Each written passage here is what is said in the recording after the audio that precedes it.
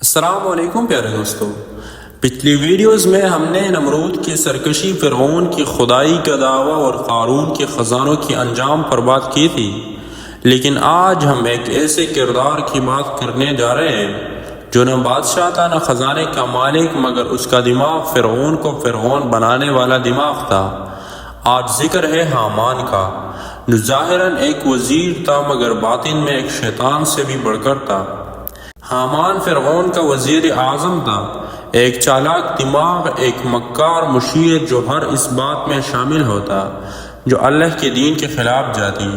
قرآن کریم میں کئی جگہ اس کا ذکر آیا ہے اور ہر بار وہ ظلم، تکبر اور گمراہی کا نشان بن کر سامنے آتا ہے۔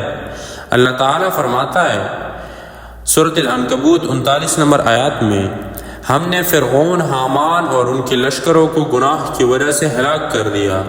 یہ صرف ایک فرد نہیں تھا بلکہ ایک فوری نظامی ظلم کا ستون تھا۔ جب موسیٰ علیہ السلام نے اللہ کی طرف سے پیغام دیا اور فرعون کے سامنے حق بیان کیا تو فرعون خوف زدہ ہوا، لیکن حامان نے اس وقت فرعون کو تکبر کے راستے پر دھکیلا۔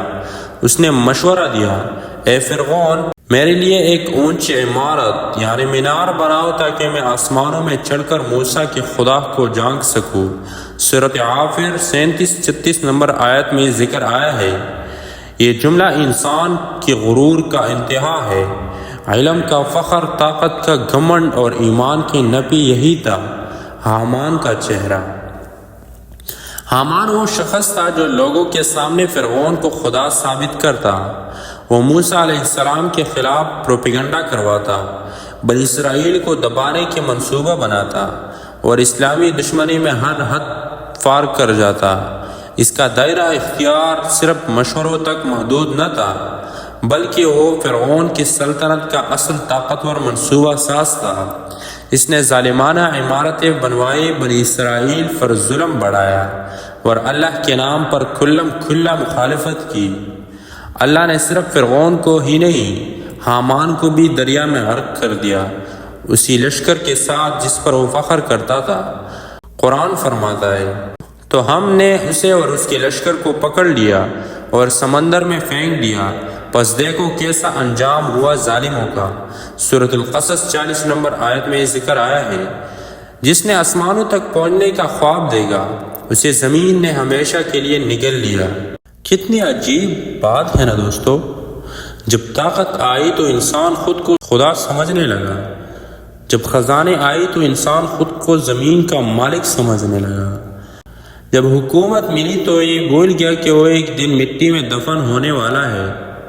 ہم نے تمہیں سنائی وہ قوم جس پر فانی کا طوفان آیا، قوم نوح، جہاں ایک نبی نے رات دن چھپ کر کھلے عام محبتوں سے، آنسو سے انہیں اللہ کا پیغام سنایا، مگر وہ ہنستے رہے اور مذاق اڑاتے رہے، حتیٰ کہ کشتی تیار ہو گئی، اور جب آسمان سے بارش برسی، زمین سے پانی نکلا، تو وہی لوگ جو کل نبی کو پاگل کہتے تھے آج کشتی کے دروازے پر چیخ رہے تھے، مگر دروازہ بند ہو چکا تھا۔ پھر تم نے سنی وہ قوم عاد، جس کے لوگ پہاڑوں کو تراشتے تھے، آسمان سے باتیں کرتے تھے، عمارتیں بناتے تھے، جنہیں اپنے جسم، اپنی طاقت، اپنی سلطنت پر ناز تھا، مگر اللہ نے ایک ہوا بھیجی، ایسی ہوا جو 7 راتیں اور 8 دن مسلسل چلتی رہی، اور وہ بڑے بڑے جسموں کو ایسے اڑا لے گئی جیسے تنکے ہو، جیسے سوکھے پتے ہو۔ اور پھر قومی سمود، جن کے پاس اونٹنی ایک معجزہ تھی، اللہ کی طرف سے واضح نشانی تھی، مگر غرور، ضد اور تکبر نے آنکھوں پر پردہ ڈال دیا۔ اونٹنی کو قتل کیا گیا اور نتیجہ زلزلہ آیا، چیخ سنائی دی اور ہر زبان خاموش ہو گئی۔ قومی لوط، جنہوں نے فطرت سے بغاوت کی، اللہ کی حلال راہ کو چھوڑ کر حرام کی طرف جھک گئے، مگر پھر وہ دن آیا جب فرشتے آئے، جب آسمان سے پتھروں کی بارش ہوئی، جب زمین الٹ دی گئی، اور وہ بستیاں آج بھی گواہی دیتی ہے کہ برائی کی کوئی عمر نہیں مگر انجام بہت قریب ہوتا ہے۔ پھر فرعون کی باری آئی، جس نے دعویٰ کیا میں تمہارا سب سے بڑا رب ہوں جس نے بنی اسرائیل کے بچوں کو قتل کروایا، عورتوں کو غلام بنا لیا، موسیٰ کی بات کو جھٹلایا، اور جب آخری لمحہ آیا تو سمندر اس کی غرور کو نگل لیا، اور آج اس کی لاش دنیا کے لیے عبرت بن گئی ہے، مگر سبق کوئی نہیں لیتا۔ قارون جس کے خزانے اتنے تھے کہ صرف چابیاں اٹھانے کے لیے طاقتور جماعت کی ضرورت تھی، مگر جب غرور حد سے بڑھا دیا، اللہ نے زمین کو حکم دیا اور وہ اپنے خزانوں سمیت زمین میں دفن ہو گیا، نہ کوئی بچا سکا نہ کوئی پکار سن سکا۔ نمرود جس نے اللہ سے مناظرہ کیا، مگر ایک مچھر نے اس کے دماغ میں گھس کر اسے موت کی گھاٹ اتار دیا۔ یہ اللہ کی طاقت ہے، جسے چاہے چھین لے، جسے چاہے بخش دے۔ حامان جس کا ذکر ہم نے اسی ویڈیو کی شروعات میں کیا تھا، فرعون کا وہ وزیر جس نے دنیا کے سب سے بڑے اور بلند عمارت بنوانے کی کوشش کی تاکہ موسیٰ علیہ السلام کے رب کو دیکھ سکے، مگر نہ عمارت رہی اور نہ وہ رہا۔ اور تم نے سنی ہو فرمان برداروں اور نیک بندوں کی کہانیاں، جیسا کہ ذوالقرنین، سلیمان علیہ السلام، جنہوں نے حکومت بھی کی، طاقت بھی پائی، مگر ہمیشہ عاجزی میں رہے، اللہ کا شکر ادا کرتے رہے، اور آج بھی ان کے نام عزت کی مثال ہے۔ اب فرق کیا ہے؟ فیصلہ آپ ہی لوگ کرو۔ یہ سب کہانیاں صرف سنانے کے لیے نہیں تھی، یہ تمہارے ضمیر کو جاگنے کے لیے تھی، یہ تمہیں پلٹنے کے لیے تھی۔ کیا ہم نمرود، قارون، فرعون، حامان اور ان جیسی قوموں سے سبق لیں گے، یا وہی غلطی ہم بھی دہرائیں گے؟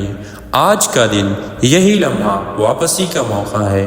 توبہ کرو، پلٹو اللہ کی طرف، کیونکہ جب وہ دروازہ بند ہو گیا تو کشتی کے باہر صرف فانی تھا اور اندر نجات۔ اگر تم نے دل سے محسوس کیا تو کمنٹ میں لکھو، میں آج سے توبہ کرتا ہوں اور اللہ کی طرف پلٹتا ہوں۔